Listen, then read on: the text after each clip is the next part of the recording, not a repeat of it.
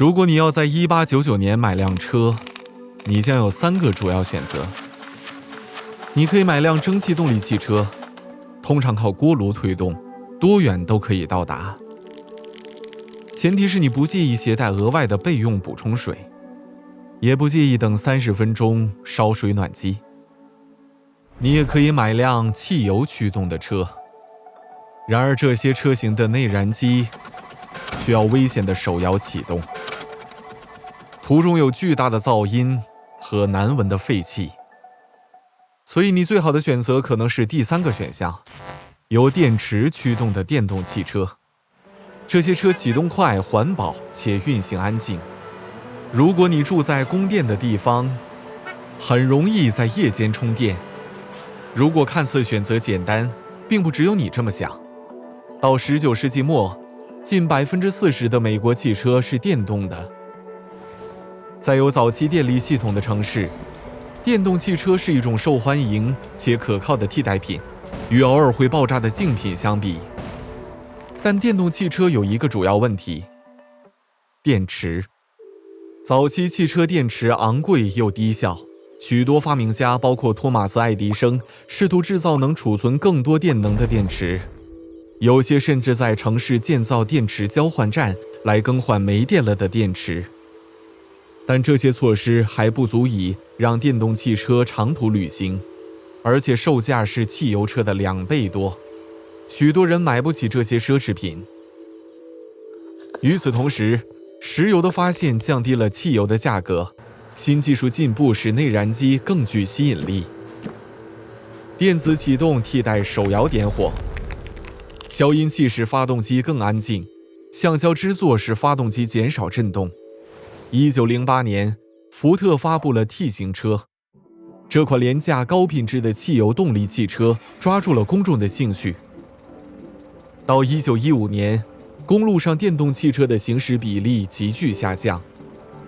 在接下来的55年里，内燃机主宰了道路。除了一些特殊用途的汽车，电动汽车几乎绝迹。然而，在20世纪70年代，潮流开始转向。美国对石油供应的担忧重新激发了人们对新能源的兴趣。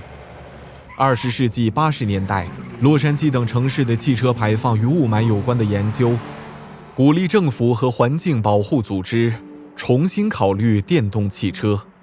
至此，汽车公司已经花了几十年投资于内燃机，却没有投入任何资源来解决长达1个世纪的电池问题。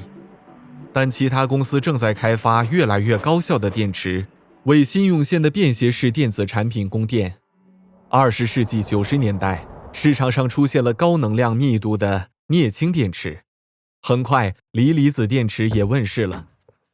与加利福尼亚州减少雾霾的监管规定一起，这些创新引发了一波新的电动汽车的浪潮，也包括混合动力汽车。混合动力汽车不是真的电动汽车，它们的镍氢电池仅用于优化燃汽油发动机的效率。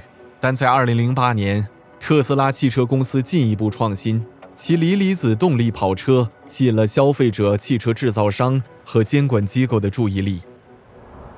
这种纯电动汽车一次充电可以行驶320多公里，这几乎是以前记录的2倍。从那以后，电动汽车在成本、性能、效率和可得性方面都大大提高了，它们的提速比汽油动力跑车快得多。尽管有些车型的前期费用仍然很高，从长远来看，它们确实为车主省了钱。随着世界各国政府对减缓气候变化的关注，电动汽车有望完全取代汽油驱动车。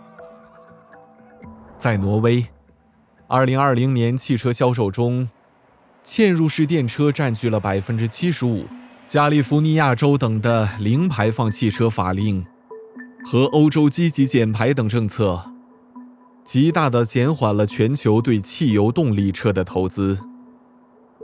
不久，电动汽车将重新占据主导地位，远超汽油车。